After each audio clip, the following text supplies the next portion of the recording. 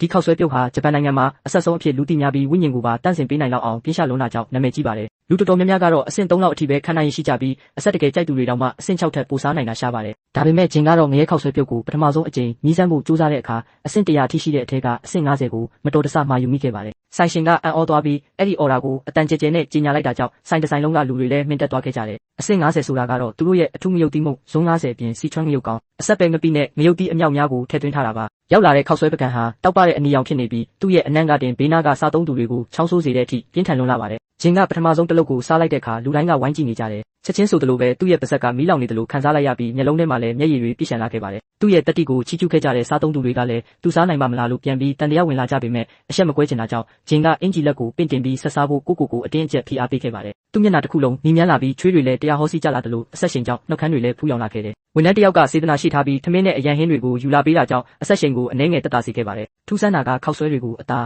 ထမင်းတို့နဲ့ရောနေပြီးစားလိုက်တဲ့အခါအရသာကပိုပြီးတော့တောင်ကောင်းလာခဲ့တယ်သူ့ရဲ့ဇွဲလုံးလောက်ကိုမြင်တဲ့အခါမှာတော့ဝိုင်းဝန်းလောင်ပြောင်းနေကြသူတွေဟာတဖြည်းဖြည်းနဲ့အံ့ဩချီးကျူးလာကြပါတယ်9မိနစ်မပြည့်ခင်မှာပဲဂျင်ကခောက်ဆွဲတကန်လုံးကိုတစ်စက်မကြံအောင်အကုန်စားပစ်လိုက်ပါတယ်သူအပြင်ကိုထွက်လိုက်တဲ့အချိန်မှာတော့အေးမြတဲ့လေညင်းကသူ့မျက်နှာကိုထိတွေ့သွားပြီးရုတ်တရက်စိတ်ကြည်လင်လန်းဆန်းကအင်အားတွေပြန်ပြည့်လာတယ်လို့ခံစားလိုက်ရတယ်အဲ့ဒီအချိန်မှာပဲလူတွေကဘာဖြစ်လို့အဆက်ဆုံးစားတွေကိုဒီလောက်တောင်နှစ်သက်နေကြတာလဲဆိုတာကိုသူနောက်ဆုံးမှနားလည်သွားပါတော့တယ်